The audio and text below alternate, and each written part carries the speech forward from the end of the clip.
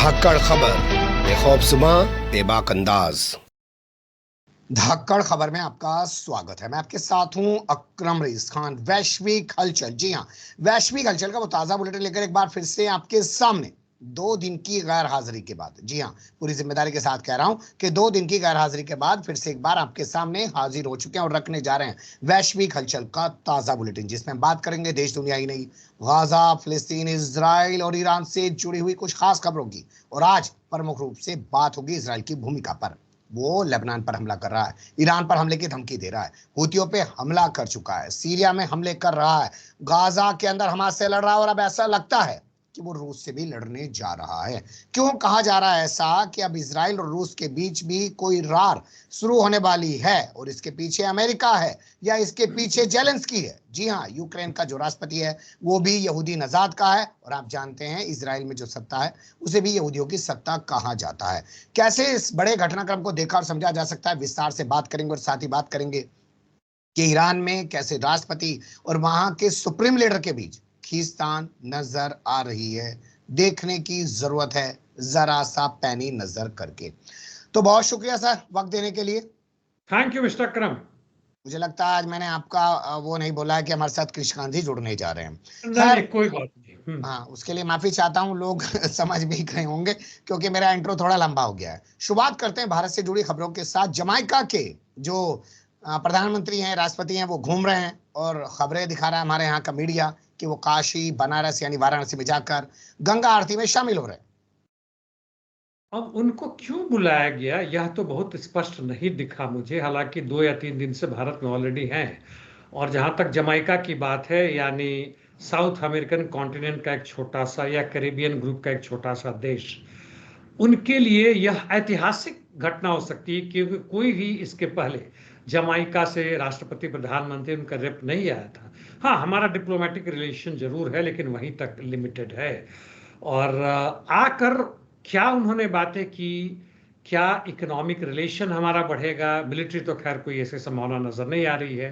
कहने के लिए मीडिया में हल्का सा भी कहा गया है कि हमारा बहुत पुराना संबंध है, हमारा जो भी सांस्कृतिक और संबंध है आध्यात्मिक भी बनाने की कोशिश की जा रही है, क्योंकि जहां तहां आरती जहां चढ़ाया जा रहा है, गंगा नदी में आरती किया जा रहा है, वहां भी ये जाके खड़े हो रहे हैं और शामिल हो रहे हैं। तो मुख्य रूप से लगता है कि उनके लिए जो भी महत्वपूर्ण रहा हो, हमारे लिए यही रहा है कि मीडिया को एक और मौका मिला है कुछ और बातें करने के और मुख्य मुद्दों से अलग हटकर। जी, लेकिन मैं इस खबर को दूसरे संदर्भ में देखना और समझना चाहता हूं सर।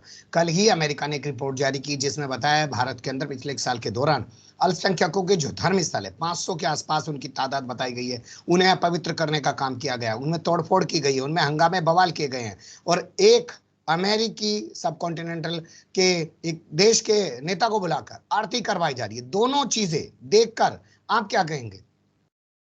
दोनों चीज में कोई संबंध हो ना हो, मीडिया के लिए जरूर थोड़ी राहत की बात है, क्योंकि यह जो रिपोर्ट आया है 500 चर्च और 2 सिनागॉग जिसमें यहूदी पूजा करते हैं, उनका कहा जाता है, हिंदी में क्या कहते हैं मुझे नहीं याद रहता है।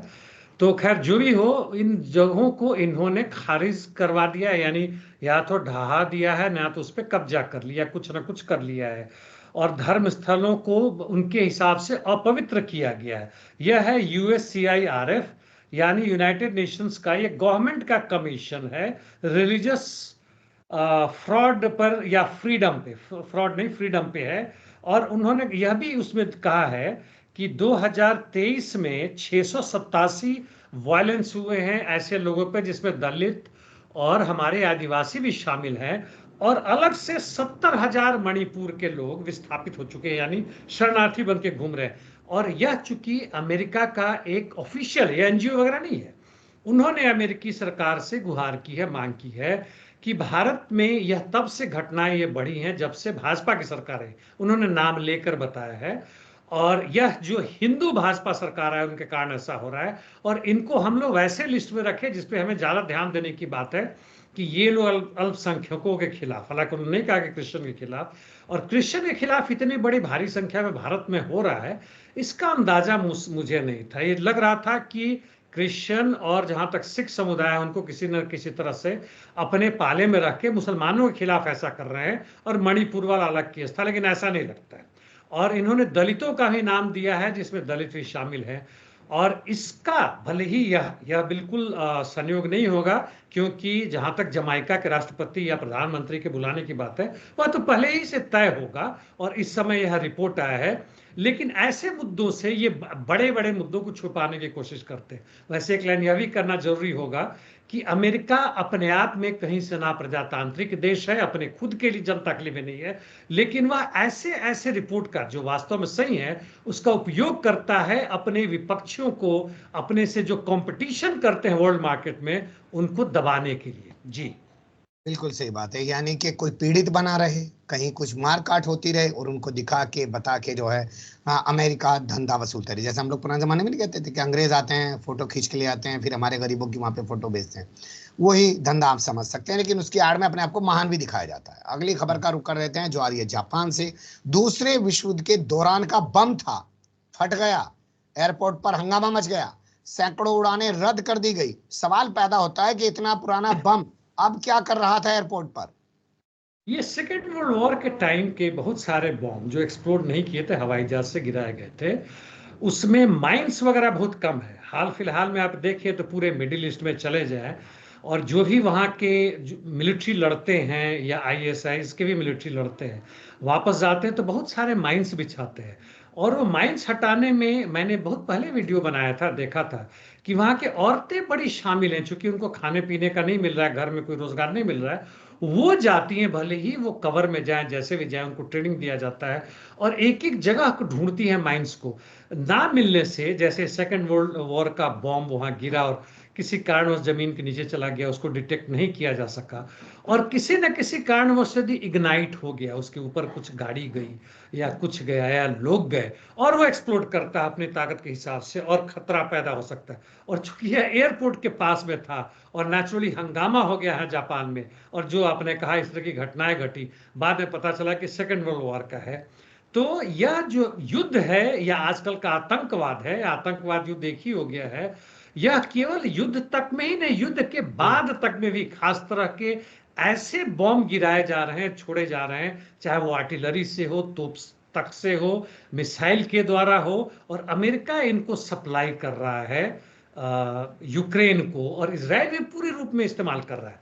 ये फॉस्फोरस, ये सब के अलावा जो छोटे छोटे इसके बॉम्बलेट्स कह सकते हैं जाके, और जमीन के थोड़े से नीचे में छिप जाते हैं और एक आदमी भी जाता है, हो जाता है, वो शायद ना मरे लेकिन उसके पाँव में जहां लगेगा वो पाँव गायब हो जाएगा। यानी बड़ा ही खतरनाक, खौफनाक और दर्दनाक स्थिति है। खैर, सेकेंड वर्ल्ड वॉर के बारे के साथ में मैंने ये सब बातें बता दी, और इसलिए हमें हर तरह से युद्ध का, खासकर इस तरह के बॉम्ब का विरोध करना चाहिए। जी लेकिन मेरा सवाल ये है कि मान लीजिए चलिए बम फटा, इतने सालों के बाद ये बम फट रहा है, कोई ऐसा मैकेनिज्म नहीं है कि सर्च किया जाए कहाँ कहाँ ऐसी माइंस बिछी हुई हैं, कहाँ कहाँ ऐसे बम दबे पड़े हैं, ताकि जिंदगी को सुरक्षित किया जा सके आगे के लिए।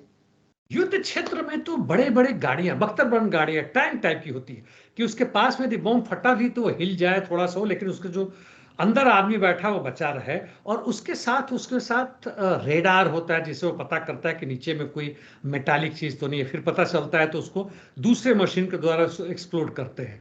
अब उतने बड़े मशीन, या हमारे यहाँ जब कुछ हंगामा होता है तो हमें हमेशा सुनते हैं एंटी बॉम्ब स्क्वाड जाता है और उसको पता करता है कहाँ पे, फिर डिफ्यूज करता है। अब इतने बड़े जापान में, इतने बड़े दुनिया में कहाँ कहाँ हर जगह बॉम्ब ढूंढते रहिएगा, बड़ा मुश्किल काम है। कुछ अंदाजा मेरे तो लोग जाते हैं, लेकिन बहुत मुश्किल काम है ऐसे बॉम्ब का पता करना, फिर उसको डिफ्यूज करना या उसको सुरक्षित रूप से एक्सप्लोड कर देना जनता वगैरह को हटा के। जी शब्दों के हिसाब से लोग पता नहीं कैसे समझेंगे, क्या लेंगे, लेकिन मुझे बस एक सीन देखने में बड़ा मजा आता है हिंदी फिल्मों का, कि पेट पर बम बंधा हुआ है और हीरो जो है कभी ये वाली तार काट रहा है, कभी वो वाली तार काट रहा है।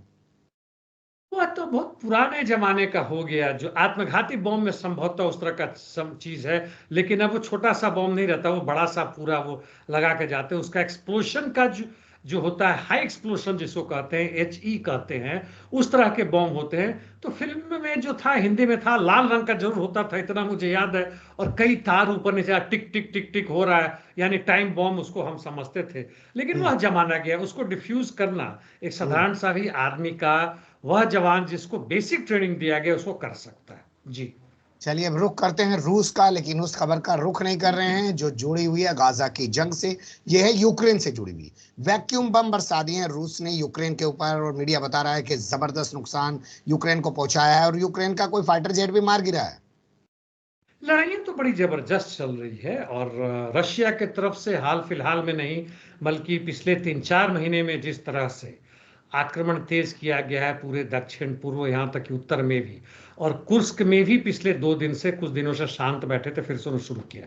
उनका जो इंटरडिक्शन मिशन है, यानी यूक्रेन के अंदर में पूरे दूर दराज तक उनके लुविव जगह है, लुत्स्क है, उनका कीव जो उनकी राजधानी है, बाकी सभी जितने क्षेत्र हैं जो हमने सुन रखा है पहले, जिसमें ओडिशा है और सुमी है, सब जगहों में लगातार बमबारी कर रहे हैं।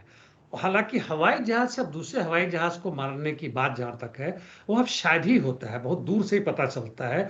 और आपने 100-150 किलोमीटर के रेंज से BVR यानी बियॉन्ड विजुअल रेंज कहते हैं, यानी रेडार से उसको पकड़ के मिसाइल मारते हैं, तब तक उसको भी पता चलता है कि उसको आ रहा है, उसके बहुत पहले ही वो भाग लेता है, अनलेस कि आप हाइपरसोनिक मिसाइल उससे ना मारे। और हाइपरसोनिक एक जहाज को मारने के लिए संभवतः इस्तेमाल नहीं करते, फिर भी इन्होंने मारा है। लेकिन उसकी तुलना पहले से देख लें, 6 महीना पहले से ही, कि जिस तरीके से यूक्रेन के जहाज हेलीकॉप्टर मारे जा रहे थे उतने ही मारे जा रहे हैं।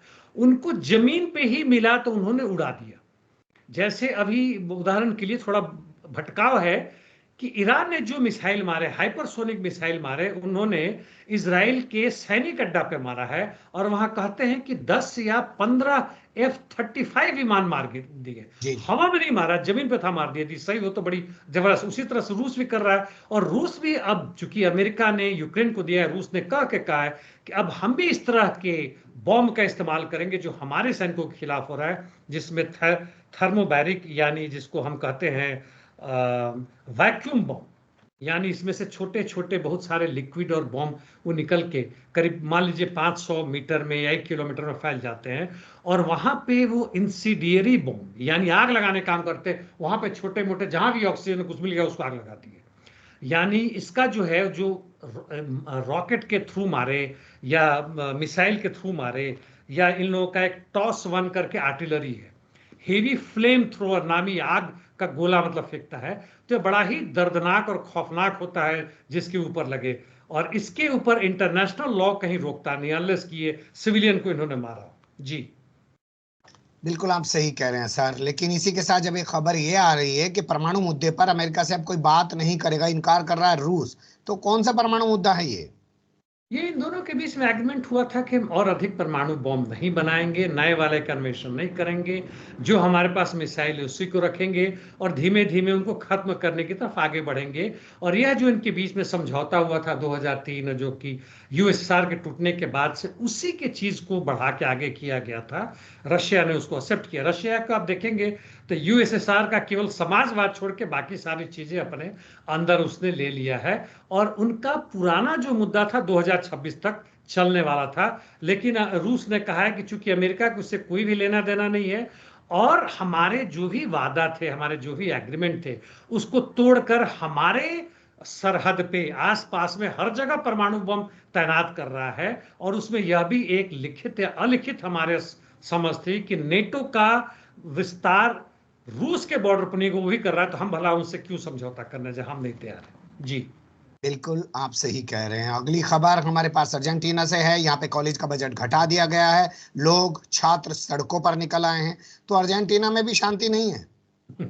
अर्जेंटीना में तो खैर बिल्कुल शांति नहीं है। वहां की जनता ने जो जिता दिया, और जो नए राष्ट्रपति हैं बिल्कुल अमेरिकी परस्त, जियोनिस्ट रिजीम परस्त, हावी जो उनका नाम है, मिलेई, हावियर मिलेई।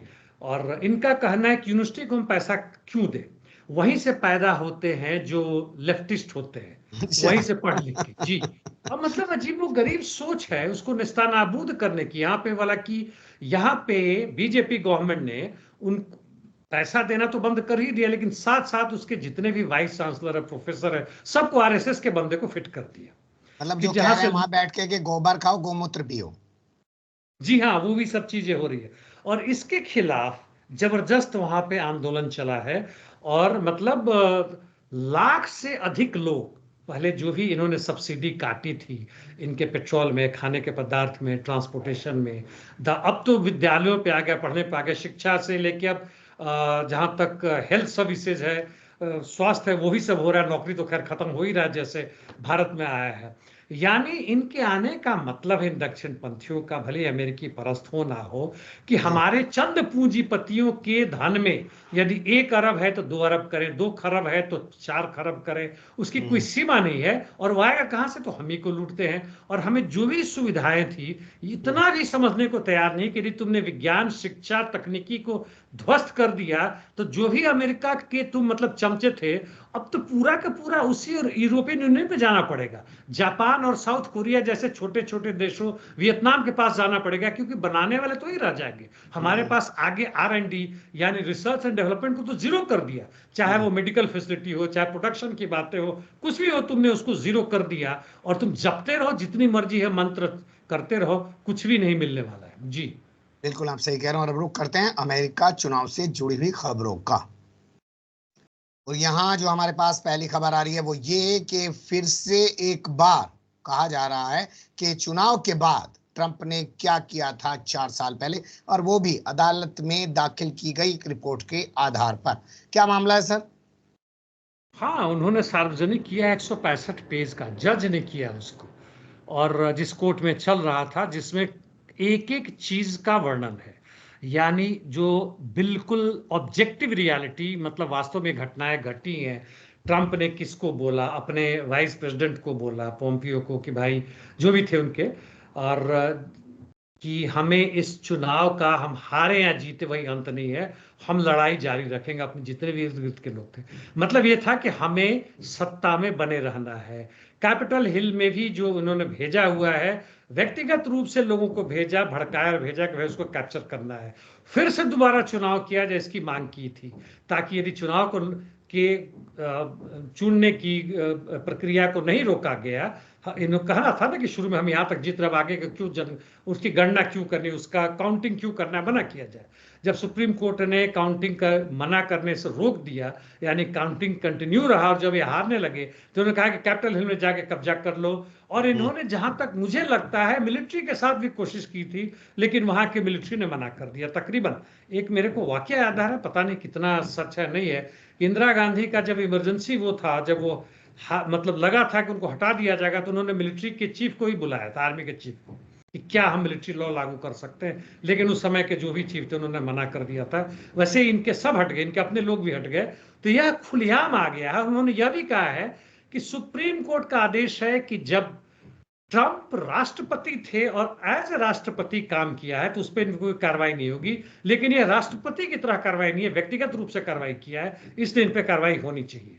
जी क्या इन फैसलों का, क्या इन टिप्पणियों का अदालतों की ट्रंप के चुनावी दौर में कोई फर्क पड़ेगा? हैरिस को कोई फायदा मिलेगा?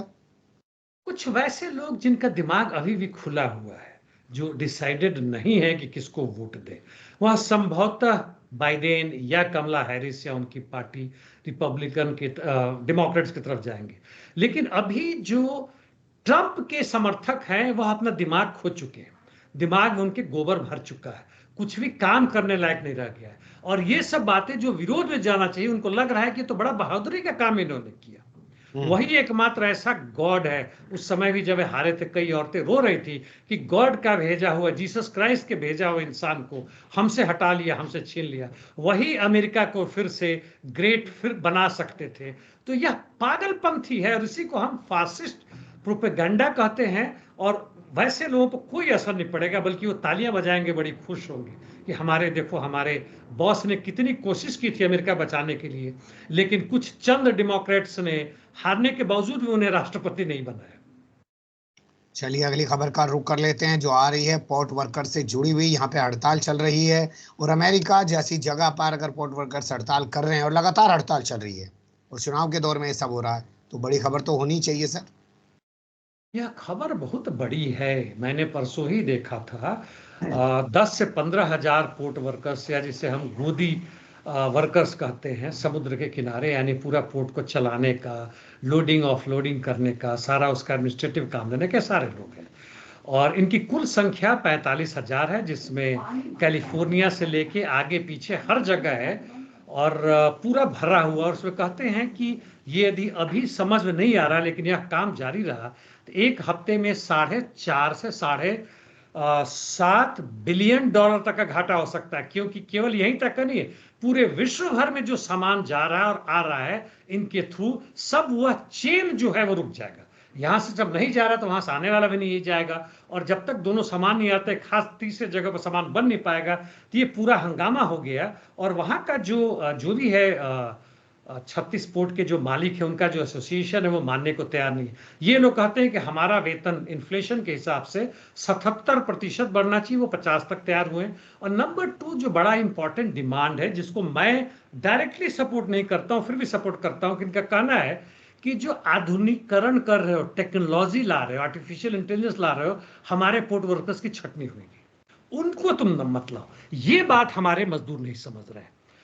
पूंजीवाद में जब कुछ नया टेक्नोलॉजी आता है तो वर्कर्स को हटाए जाते हैं, ताकि वह बेकार हो जाते हैं, वह एक बर्डन होते हैं पूंजीपति पर, ताकि उसका मुनाफा दर घटता है।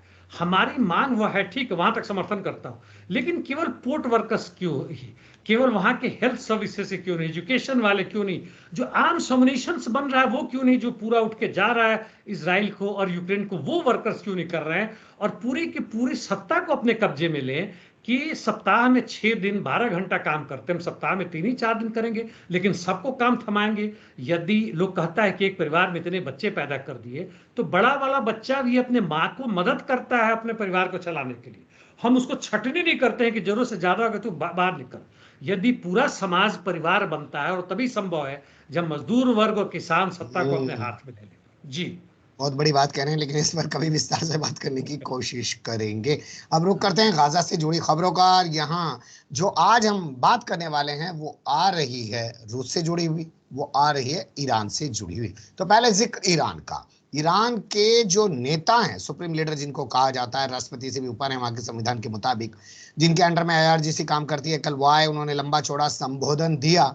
उन्होंने इजराइल पे हमले का तो कोई जिक्र नहीं किया, लेकिन उनके एक बयान ने अजीबोगरीब सवाल खड़े कर दिए। उन्होंने कहा कि हमने तो हसन नसरुल्लाह को कहा था कि वहां से निकल जाओ बैरूत से, तो इतने दिन बाद क्यों कह रहे हैं ये बात? क्या आप ये सफाई देने की कोशिश कर रहे हैं क्योंकि लोग इनकी भूमिका पर सवाल उठा रहे हैं कि हसन नसरुल्लाह को बचा नहीं पाए? भूमिका पर तो बहुत बड़ा सवाल है, इनको भी नहीं बचा पाए, इसके पहले इस्माइल को भी नहीं बचा पाए, और भी हमास के टॉप लीडर मारे गए, उनके जो जनरल थे या उनके आर्मी के चीफ थे, इनको नहीं बचा पाए। जहां तक भूतपूर्व वार्निंग यानी प्री वार्निंग की बात है, नसरुल्लाह के मारे जाने की बेरत में, संभव है उन लोगों ने कहा होगा, उन्हें कुछ मिला होगा, लेकिन अभी तक जो एक हवा बनाया गया था अमेरिका और इजराइल के द्वारा कि हम शांति समझौता कर रहे हैं, हम तुम्हें 2 पैलेस्टीन स्टेट की मान्यता दे देंगे, एक पैलेस्टीन भी रहेगा, इजराइल भी रहेगा। और इसके लिए जो भाग दौड़ मचा रहे थे अमेरिकी विदेश मंत्री, पूरी कर रहे थे, एंटनी जो भी घूम रहे थे यहां से वहां तक, और बाकी अरब कंट्रीज के भी, वो भी गद्दार देश जो कि इसमें काम कर रहे थे, जिसमें सऊदी अरेबिया से लेके इजिप्ट और वगैरह, कतर वगैरह भी शामिल है इसमें, यूएई भी थे, और पूरी इस तरह का हवा बनाया था कि भाई अब आक्रमण नहीं होने वाला, अब तो शांति होने ही वाला है। बाइडेन भी पूरी जोर से कर रहा था कि शांति के मित्र नजदीक नहीं थे, और इस बीच में सडनली आपके 3,000 से अधिक या 4,000 के करीब पेजर्स और बाकी एक्सप्लोड करते हैं, टेररिस्ट अटैक होता है इसराइल द्वारा, और पूरी जबरदस्त बमबारी करता है, और इसका से ग्राउंड अटैक की बात होती है। वहां पर प्रेशर ईरान के ऊपर बहुत जाएगा, क्योंकि हमास ने जब कहा था साथ में मिलकर लड़ने के लिए, इन लोगों ने तकरीबन ना कह दिया था कि हम बाहर से ही मदद करेंगे। लेकिन जब यहां पे आ गया लेबनान में, और यहां पे हिजबुल्लाह का आप साथ नहीं देते हैं किसी भी तरीके से, तो प्रेशर बहुत था। और दूसरी तरफ ये दिखाने की कोशिश जरूर है कि भाई हमने तो मना किया था, वो माने नहीं। हालांकि ये लोग इतने, जिस बंकर में छुपे हुए थे वहां पे 40-50 टन का बॉम्ब आता, तभी इन्होंने 70 टन के अधिक से करके कई मार के, और बड़ा कोऑर्डिनेटेड ढंग से, और लगता है कि अंदर से भी इन्होंने, जो इनके रिलीजियस चीफ, इन्होंने कहा कि हमारे अंदर गद्दार भरे हुए, जिससे इसको इजराइल को पूरा खबर मिल रहा है, इसमें संदेह नहीं, ये तो हो रहा है। अभी भी फिर पकड़े गए, वहां पे लेबनान में भी पकड़े गए और उसको पकड़ के लोगों ने वहां के पुलिस को थमाया और वहां पे धर के मारा है इनको। तो यह एक तरह से इन्होंने मान लिया था कि इजराइल नहीं आक्रमण करेगा, करेगा भी तो जिस तरह की सुरक्षा में थे नहीं मारे जाएंगे। इसलिए बेरूत में कोई बहुत महत्वपूर्ण काम होगा जिसका अंजाम देने के लिए, डिसीजन देने के लिए नसरल्लाह का होना जरूरी था और इनके कई टॉप मैनेजर्स थे, मिलिट्री और पॉलिटिकल, तय किया गया। लेकिन इन दोनों के बीच में यानी प्रेसिडेंट और रिलीजियस लीडर के बाद यानी खामेनेई के बीच में जो बातें चल रही है वह कहीं ना कहीं उजागर हो रहा है, वह सामने आ रहा है, पूरी तरह से खुलेआम नहीं हो रहा। तो मैं इतना ही करके इसे बंद करना चाहूंगा कि ये डिप्लोमेटिक रस्साकशी जो चल रही है पूरे अरब कंट्री और इजराइल अमेरिका ही के बीच में नहीं चल रहा है, और दूसरी तरफ ईरान वाले लोग चल रहा है, ईरान के अंदर भी चल रहा है। उसका खुलासा समय के साथ देखना पड़ेगा कि किस तरफ होता है। जी, लेकिन मैं इस सवाल पे थोड़ा और बने रहना चाहता हूँ। कतर में प्रेस कॉन्फ्रेंस करके राष्ट्रपति का ये कहना कि हाँ हमने हमला किया क्योंकि हमारे यहाँ हानिया की हत्या की गई, हमारे मेहमान को मारा गया, अगर हमारे पर फिर हमला किया गया तो फिर हम जवाबी कार्रवाई करेंगे। और आयतुल्लाह खामनाई अपने संबोधन में इसराइल पे हमले का कोई जिक्र नहीं कर रहे हैं। ये चीजें क्या विरोधाभासी नजर नहीं आ रही आपको? विरोधाभासी है, चाहे तो एक और उसमें आप वेरिएबल्स कहते हैं, मतलब एक और उसमें चीजें जोड़ सकते हैं कि इजराइल के चीफ ने, नेतन्याहू ने कहा है कि हम खमेनेनी या दूसरे उनके जितने साथी उनको भी मारेंगे, हम नहीं छोड़ेंगे क्योंकि वो हमारे खिलाफ आतंकवादी हमला कर रहे हैं। लेकिन इसका असर उन पे होगा मुझे संदेह है, लेकिन यह भी एक हिस्सा बनता है। और कहीं ना कहीं से फिर अमेरिकी दबाव तो है ही है, और आईआरजीसी अपने आप में यानी एक रिलीजियस विंग करके अलग वैसे ही है जैसे कि हिजबुल्लाह, पैलेस्टीनियन नेशनल आर्मी से एक अलग बनता है। तो दोनों के बीच में क्या संबंध है, कितना नजदीकी का है, और युद्ध के साथ कितना लगाव हुआ है, नए राष्ट्रपति के साथ, पुराने राष्ट्रपति के साथ नहीं था। तो ये चीजें हैं, लेकिन अभी इतने रूप में सामने नहीं आ पाई हैं कि सही में हम विश्लेषण करके उस पर हम एक ये आईना दिखा सके कि ये चीजें हो रही है। जी, बिल्कुल आपसे कह, यह एक रणनीति का भी हिस्सा हो सकता है कि सुप्रीम लीडर एक अलग स्टैंड लेंगे, राष्ट्रपति के जरिए एक अलग स्टैंड लिवाया जाएगा और राष्ट्रपति की उस इमेज को तोड़ने की कोशिश की जाएगी जो पिछले कुछ महीनों में बन गई है कि साहब वो बहुत लिबरल हैं, वो जंग नहीं चाहते हैं। इसलिए उनसे कतर में प्रेस कॉन्फ्रेंस कराकर इसराइल के हमले की चर्चा करवाई गई और खामनेई ने शायद इसलिए हमले की चर्चा नहीं की क्योंकि इनके राष्ट्रपति बनने के बाद ही हसन नसरुल्लाह की मौत हुई है और इस्माइल हानिया की मौत हुई है और इसराइल पर जवाबी कार्रवाई में देर की गई। क्या ये कार्रवाई जो ईरान ने की हमले के तौर पे, सर अगर पहले हो जाती तो हसन नसरुल्लाह भी बच जाते और जो लोग मारे गए हैं लबनान में पहले हवाई हमला करके और अब जमीनी हमला करके मारे जा रहे हैं, उनकी जिंदगी बचाई जा सकती थी? कहना बड़ा मुश्किल है कि यदि पहले ईरान ने आक्रमण किया होता तो क्या होता, लेकिन अभी इस बार जो आक्रमण किया है इतना तो बताना जरूरी है कि पिछले आक्रमण की तुलना में जो मई या जून में कभी हुआ था जिसमें उसमें भी 300 मारे गए थे और इसमें बहुत अंतर है।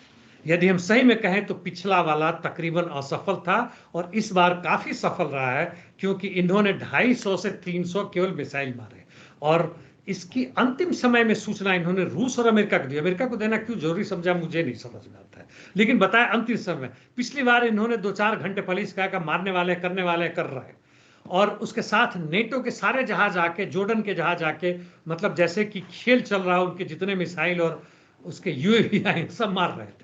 इस बार ऐसा नहीं हुआ और हाइपरसोनिक मिसाइल थे और एडवांस मिसाइल थे, इस बार काफी एडवांस मिसाइल थे जिनको मारना बड़ा मुश्किल था। इसी के साथ साथ हुती ने भी 2-4 मिसाइल मारे, उसका भी बड़ा एडवांस था। हुती के जो ब्रिगेडियर जनरल है उन्होंने भी कहा था इस बार जो हमने मिसाइल मारे हैं सटीक जवाब पहुंचा, और वास्तव में पहुंचे। और इससे डर कर नेतन्याहू, उनके जितने गैंग के लोग थे सब के सब बंकर में जाके छुपे थे, यानी असर बड़ा जबरदस्त रहा। हाँ, इस बार मारा है तो निश्चित रूप से इनकी कोशिश करनी चाहिए कि जो पहले एक साथ मिलकर लोग आक्रमण नहीं किए, इसमें उसमें आपके इराक और सीरिया के भी जितने रेसिस्टेंट फोर्सेस हैं उन्होंने भी अपने अपने यूएवी छोड़े जो कि हालांकि नहीं पहुंच पाया, कोई खास डैमेज नहीं कर पाया। मुख्य रूप से हिजबुल्लाह और ईरान के जो मिसाइल ने किया वह उसने काफी तबाही और की है और काफी डर पैदा किया इसमें। और ये लोग मिलकर एक साथ लड़े तो यूएनओ में रशिया के जो दूत हैं उन्होंने कहा है कि यह एक अफवाह है कि इजराइल को हराया नहीं जा सकता है, यह गलत फैलाया हुआ है, इजराइल को बिल्कुल हराया जा सकता है। और मुझे तो यह नजर आ रहा है। जी, बिल्कुल आप सही कह रहे हैं। तभी तो देखिए ना, लेबनान के बॉर्डर पर खबरें चली कि 80 मरे हैं, 7 पहले स्वीकार किया आईडीएफ ने, फिर 8 का आप 10 कहने लगा है। और जो वीडियो जारी किया ईरानी मीडिया ने, उसमें हेलीकॉप्टर उनकी लाशें उठाकर ले जाता हुआ वहां से दिख रहा है। खैर, अगली खबर चलते हैं। नेतन्याहू का ये कहना कि ईरान के फौजी जो अड्डे हैं, खासकर परमाणु तौर पर जो उन्होंने बना रखे हैं और डिपो हैं तेल के, उनको उड़ा दूंगा इस बार। और उस पर बाइडेन का ये कहना कि नहीं, रुक जाओ रुक जाओ। अब बाइडेन का हाँ या ना पर हम बिल्कुल विश्वास नहीं करें। यदि ईरान ने विश्वास किया कि बाइडेन, उसके एंटनी जो आ रहे हैं, फॉरेन मिनिस्टर आ रहे हैं और बाकी अपने सहकर्मियों के साथ, तो मैं भी विश्वास कुछ हद तक करने लगा था कि हो जाएगा। तो हमारी मूर्खता थी, अति मूर्खता थी। ये बड़े ही मतलब कुछ भी डैश डैश है, इनके कुछ भी गाली भी नहीं दे सकता, वीडियो पे है हम लोग। तो उस पर बिल्कुल विश्वास नहीं करना चाहिए। और जहां तक अभी की बात है कि ये ठिकानों पर आक्रमण करेंगे, खासकर परमाणु पर, तो वह तो इजराइल की तरफ से बड़ा ही मूर्खतापूर्ण काम होगा। एक मैंने ट्विटर पर देखा कि इजराइल ने सीरिया में एक रूसी वेपन डिपो को, आर्म्स अम्युनिशन डिपो को उड़ा दिया है। कहीं मैं और जगह मिला नहीं, संभवतः नया अभी तो बताया हो, लेकिन अभी मिला नहीं। ऐसा किया है तो वह अपना युद्ध बढ़ाने की कोशिश जो कर रहा है उसमें हो सकता है सफल हो, ईरान भी सफल हो, उधर यूक्रेन भी सफल हो। अमेरिका को कैसे इसमें लाया जाए? अमेरिका चाहता है कि ईरान आ जाता है तो अब क्या होगा, चुनाव में क्या होगा क्या नहीं, वो असर नहीं पड़ रहा है। जहां तक अमेरिकी थिंक टैंक है जो उसका पीछे से काम करने वाला है, डीप स्टेट है, उसको अब बाइडेन से कुछ भी लेना देना नहीं है, नजर आ रहा है। और उसको लग रहा है कि हम हार भी नहीं रहे। उनके दोनों वाइस प्रेसिडेंट होने में से जो भी हो, उनका जो बहुत साला बराबर के छोटा बड़ी संजीदगी से बात कर रहे हैं, ऐसे कुछ हुआ ही नहीं। तो ऐसे हालत में परमाणु ठिकानों पर आक्रमण करना यह बहुत ही मूर्खता होगी इसराइल की। और उसमें यदि रूस आ जाता है तो इसका मतलब हम निश्चित रूप से कई कदम आगे बढ़ेंगे पूरे विश्व भर में परमाणु बॉम्ब से थर्ड वर्ल्ड वॉर की तरफ बढ़ते हुए। जी, उस पर आएंगे, इसी पर और विस्तार से बात करते हैं। इसराइल का रूस के डिपो पे हमला करना, क्या इसके पीछे अमेरिका है या इसके पीछे यूक्रेन है, या इस सब के पीछे सबके सब हैं और वो जानते हैं कि रूस मदद कर रहा है ईरान की और ईरान मदद कर रहा है तमाम रेजिस्टेंस फोर्सेस की। ये पूरा का पूरा एक साइकिल बना हुआ है। और ये दोनों जो जंगें अब चल रही हैं, रूस और यूक्रेन की, और ये इस पूरे मिडिल ईस्ट में, ये दोनों एक होने जा रही हैं। क्या लग रहा है आपको? आपने बड़ा बढ़िया सवाल कहा, बल्कि आपने इसी में जवाब भी दे दिया। मैं बड़ा खुश हुआ। अभी तक दो वॉर थिएटर, मतलब दोनों जगह चल रही थी और संबंध इतना ही नजर आता था कि हमारे ऐसे लोग जो एक तरफ से यूक्रेन के खिलाफ हैं क्योंकि अमेरिकी साम्राज्यवाद है, और पूरी तरह से यहाँ हम हमास के साथ थे क्योंकि वो अपने देश की स्वतंत्रता की लड़ाई लड़ रहे हैं, और इसराइल के खिलाफ है क्योंकि जियोनिस्ट रिजीम ने हर जगह काफी अमेरिका के साथ मिलकर अरब वर्ल्ड ही नहीं पूरी दुनिया में जहां मौका मिलता है गंद फैलाया हुआ है। और अभी तक तार जुटने का नजर नहीं आता। अब तो खुलेआम तार जुटता हुआ नजर आ रहा है, जिसमें सीरिया पर लगातार आक्रमण किए जा रहा है, जहां की रूसी सैनिक भी हैं, इसराइल और अमेरिका के कहने से अमेरिकी सैनिक भी वहां पे छोड़ रहे हैं। इराक में भी तो कर ही रहे हैं, बाकी जगहों पे हो रहा है, ठौर ठिकाने पे। इसका असर अब अफ्रीका में भी दिखेगा, जहां से फ्रेंच और अमेरिकी सैनिकों को भागना पड़ा, जिसका बहुत दुख है, बहुत दर्द है फ्रांस और अमेरिकी साम्राज्यवादियों को। तो यहां पर यह पूरा अब एक बनता हुआ नजर आ रहा है। इसीलिए हमारी जो वैज्ञानिक समझ है, सोच है, अन्वेषण करने का, ढूंढने का है, वह है कि सबों को मिलाकर ढूंढें। अकेले अकेले देखेंगे तो भाजपा सही है कि कांग्रेस सही है, और हम इसी में फंसे रह जाते हैं और सही विश्लेषण नहीं हो पाता। इसलिए हमारा लड़ाई का जो सही का रास्ता है वो नहीं हो पाता है और हम अंततः असफल होते हैं। जी, हम अंततः असफल होते हैं। और इसका नजारा कल यूएनएससी में भी देखने को मिला, जिस तरीके से वहां पे इजराइल का दूत ईरान के ऊपर भड़क रहा था, या ईरान के दूत के बीच और इजराइल के दूत के बीच वहां गहमा गहमी हो रही थी। और बाइडेन जो है यूएनएससी में ही नहीं, G7 में भी इजराइल के साथ खड़े होने के दावे कर रहे थे। और इजराइल जो है यूएन सेक्रेटरी जनरल पर पाबंदी लगा रहा था अपने देश में आने पर। ये सब घटनाक्रम जो चल रहे थे, यहाँ सवाल मेरे जहन में एक आता है सर, कि यूएन क्यों नहीं कार्रवाई करता इजराइल के खिलाफ? उसकी जो सेक्रेटरी जनरल, वो क्यों नहीं एक्शन लेते हैं नेतन्याहू के खिलाफ? यूएन के सेक्रेटरी जनरल हमास को कहते हैं कि वह आतंकवादी देश है ना, वो वहां पर हंगामा मचाते हैं। और अभी जो ईरान ने जो आक्रमण किया, मारा, उसको कहते हैं वो गलत था। यानी वो बराबर बैलेंसिंग करने की कोशिश करते हैं, क्योंकि उनके हाथ में कोई पावर नहीं, इसके बावजूद कि 160 से 165 देशों ने उनका साथ दिया, उनके प्रस्ताव का साथ दिया और कहने के लिए कि ईरान इजराइल जो कर रहा है वो गलत कर रहा है, युद्ध रोके, इसके बावजूद वह नहीं मान रहा है। और उनके ऊपर उन्होंने कर दिया पर्सोना नॉन ग्राटा, यानी हमारे लिए कोई नहीं बनते, आप हमारे देश में नहीं आ सकते। हालांकि इसका कोई मायने नहीं। और कहने के लिए अमेरिका ने कहा कि यह गलत निर्णय है, नहीं करना चाहिए।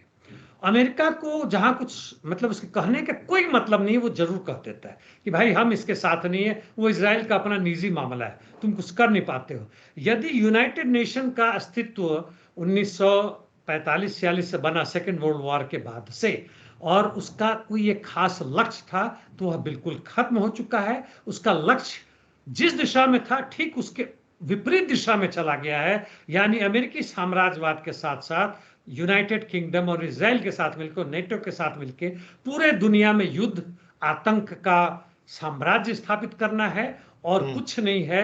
और इसलिए इजराइल जो चाहता वो करता है, कहने के लिए जो भी कुछ कर ले। जी, अमेरिका का ये कहना कि ईरान ने हमला किया, इजराइल को जवाबी कार्रवाई करने का अधिकार है, ये बात अमेरिका ईरान या उर्दू अखबार में क्यों नहीं कहता है? लेबनान पे हमला किया, लेबनान को जवाबी कार्रवाई करने का अधिकार है। ईरान पे हमला किया, ईरान को जवाबी कार्रवाई करने का अधिकार है। उनके अधिकार क्यों छीनता है अमेरिका? वह उसका यूएसपी बन चुका है, वह उसका यूनिक सेलिंग पॉइंट, प्लेटफॉर्म जो भी होता कहते हैं, वो बन चुका है। इससे हटता है। अब एक गिद्ध के सामने मांस का लोथड़ा पड़ा हो तो गिद्ध कैसे कह सकता है? वो कहेगा कि यह मेरा अधिकार है कि हम इसको खाएं। पर वास्तव में कहें तो जंगल राज में उसका अधिकार बनता है कि उसको खाए। शेर का अधिकार बनता है कि हिरण को पकड़े, उसको मारे और खाए। हिरण का अधिकार बनता है घास खाए। लेकिन हम इंसानों के बीच में, मानवता के बीच में, 8 अरब की आबादी वाले इसमें 21वीं शताब्दी में यह अधिकार नहीं है। लेकिन उसने जबरदस्ती करते करते सेकेंड वर्ल्ड वॉर के बाद से, और जिसमें हमारी जनता का भी एक हिस्सा 25 से 30% पूरी दुनिया में जिसने सत्ता को अपने अंदर कर रखा है, इस अधिकार की वो वकालत करती है, बिना समझे कि भाई तुम्हें ही इसमें मारा जा रहा है, तुम्हारी इज्जत खत्म होती जा रही है। यदि तुम्हें नौकरी मिल भी जाता है, कुछ पैसे मिल भी जाते हैं, खा पी लेते हो, जिंदा रह लेते हो किसी तरह से, लेकिन तुम्हारे और उसके बीच का अंतर, तुम्हारी इज्जत 2 कौड़ी कहते हैं वो भी नहीं रह गई। और इसलिए इस अमेरिकी साम्राज्यवाद के अंत करने के लिए जरूरत है कि जहां एक तरफ हम उसके विरोध जहां भी आंदोलन चल रहा है उसमें शामिल हो, और नंबर 2 पूंजीवाद का अपने अपने देशों में खात्मा के लिए संघर्ष तेज करें। जी, बिल्कुल सही कह रहे हैं, लेकिन उससे पहले इंसान को खुद की इज्जत करनी पड़ेगी। और लोग आज अपनी इज्जत करना छोड़ चुके हैं। शायद सोचते हैं कि खा लिया, सो लिया, और फिर बच्चे तो पैदा हो ही जाते हैं, जब शादी हो जाती हैं। ये जीवन तो जानवर भी जी रहे हैं, वो भी पेट भर रहे हैं, वो भी पखाना करने जा रहे हैं, और वो भी बच्चे कर रहे हैं। सोच जो होनी चाहिए थी वो लड़ने वाली, शायद आज छीन ली गई है, या लोगों ने खुद ही सरेंडर कर दिया। इसलिए तमाम तरफ ये पूंजीवाद के दम पर ऐसी सत्ताएं हावी होती जा रही, और आंदोलन आज दिखाई नहीं देता है जैसा पहले चलता था। बहुत शुक्रिया, आपने बहुत बारीकी से तमाम चीजों पर रोशनी डाली। फिर आपके साथ किसी और मुद्दे पर जुड़ने की कोशिश करेंगे। धन्यवाद। Thank you mister Akram.